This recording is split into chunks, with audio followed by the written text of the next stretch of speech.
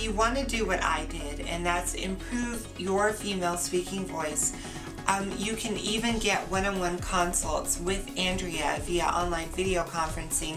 Go to genderlife.com/consult to check for availability, or just get your own copy for uninterrupted offline viewing at genderlife.com.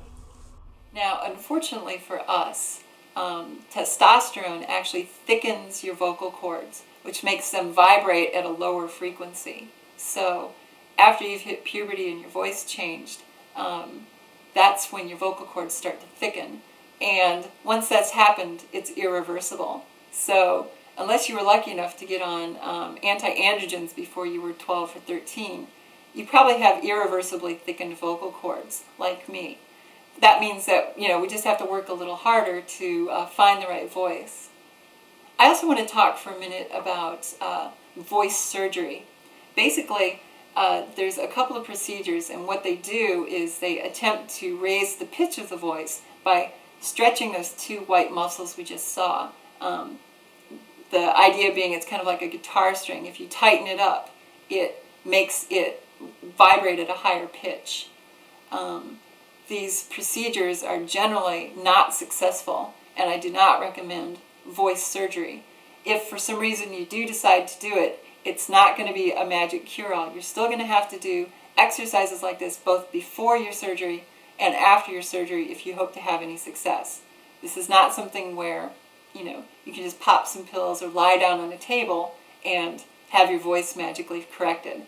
This is going to take some practice, but I know you can do it. So with that, let's get into some lessons.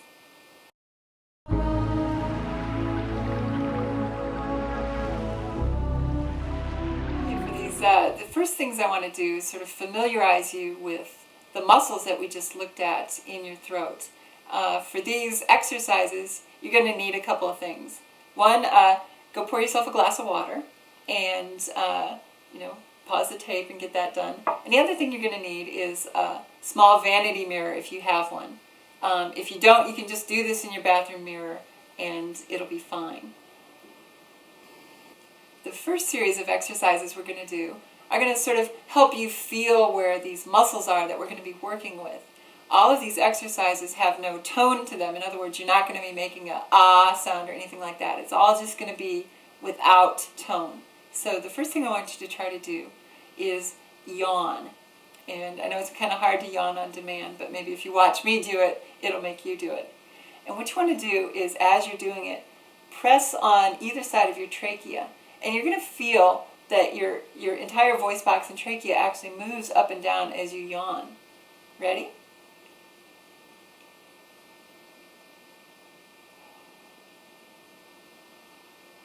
And then you'll feel at the end when you swallow that everything is compressing together. Let's try that again.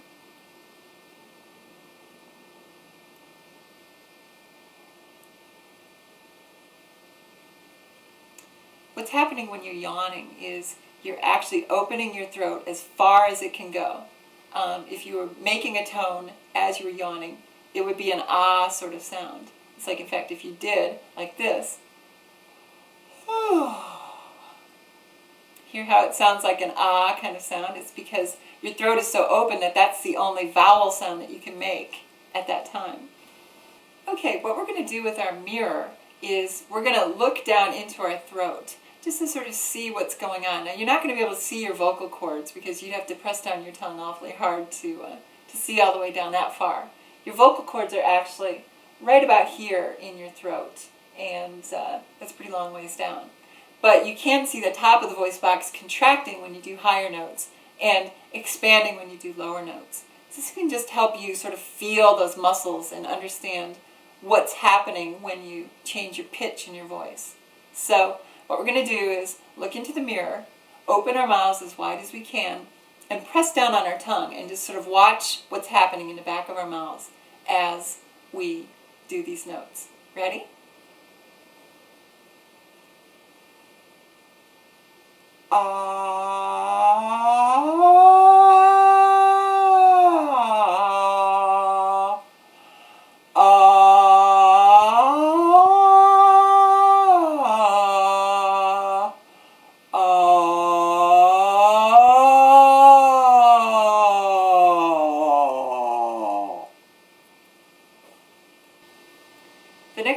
exercises we're going to do are a little gross, but they help you to understand the mechanism that's going on in your throat. And it has to do with the way that we clear phlegm from our throats, because what you're doing when you're doing that is actually constricting your air passage in certain places, and it's that constriction forces the phlegm out of that area. So the first thing I want to do is just try clearing our throat a couple times. And you're going to hear me do it a few different ways, and I want you to try to emulate those, because if you clear your throat down low, it's at a very different place than when you clear your throat up high. And I'll show you right now.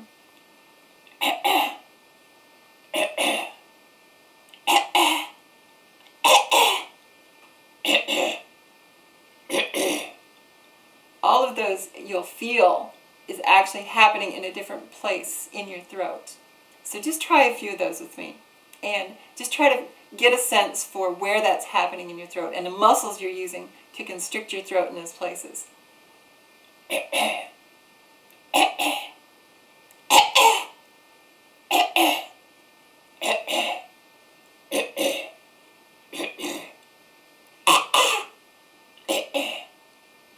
So just try a few of those for a while, and then get back to me.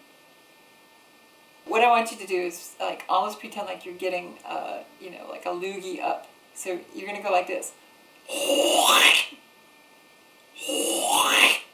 What that's doing is it's actually constricting your throat in a smooth pattern from the bottom to the top. And when you do it, you can actually feel all the muscles that we're going to need to be using. So even though it's gross, let's do it along. Ready?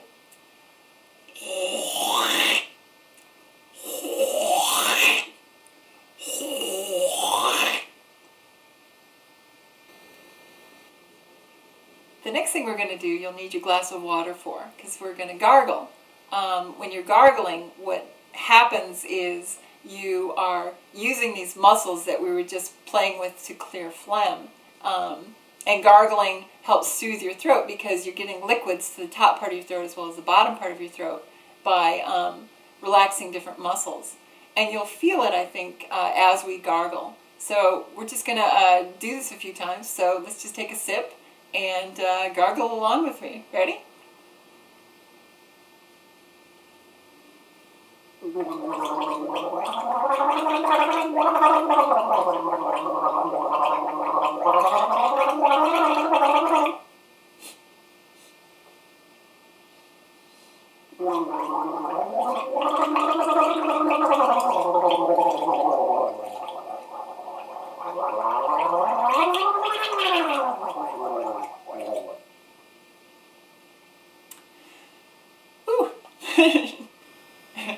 That was fun. Okay, now the next thing we're going to do is a little exercise that involves some tone. We're going to be doing a G sound. And you'll notice that when you do a G, that it's way in the back of your throat. It's because you're using the very back of your tongue to seal your voice box for just a minute and then letting air out. And that's what makes that G sound. And if you do it in certain ways, as we're going to practice, you can actually feel the muscles that we're going to be playing with. So, when you say gift like that, it's up in your palate, like ge, ge, ge. But we want to do ga. And as you do it, you're going to try to open up your throat. So, it's like this. Ga, ga, ga, ga, ga, ga, ga, ga, ga, ga, ga. And if you keep doing it, you can feel the difference between gift and ga. Gift, ga, gift, ga, ga, ga, ga. And that's why when you're drinking, sometimes it sounds like ga, ga, ga, ga, ga. If you can make that sound, you're actually using the muscles that you need to work with. So let's try that. Ready? Ga, ga, ga, ga, ga, ga, ga, ga, ga, ga, ga, ga. And you can hear how there's different feel to each one of those. We're going to go into some of that resonance stuff a little later, but that's just to help you feel those muscles. Okay, the next exercises we're going to do are breathing exercises. Because we're going to be breathing in and out a lot, it's important that you're sitting down for these. And if you start to feel lightheaded, just stop for a minute. Just, let yourself get back to normal. There's no reason to rush through these. Don't hyperventilate. Just take your time. The first thing we're going to do is blow with our hands in front of our face, because we're going to feel different ways that breath comes from our lungs. Your voice should be supported by your lungs. So we've got our shoulders back, chin up. We're going to breathe in deep through our nose, and we're going to blow on our hand like we're trying to cool some soup. Ready?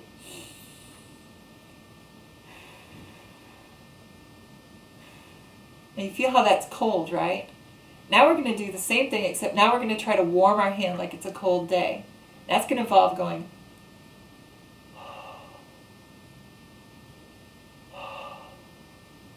Now you notice when you do that, that the breath is very warm.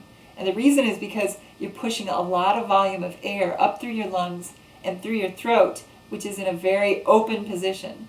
When you're going ah, that's why when you're at the dentist, they have you say ah, because you're opening your throat as wide as you can. So let's try that again.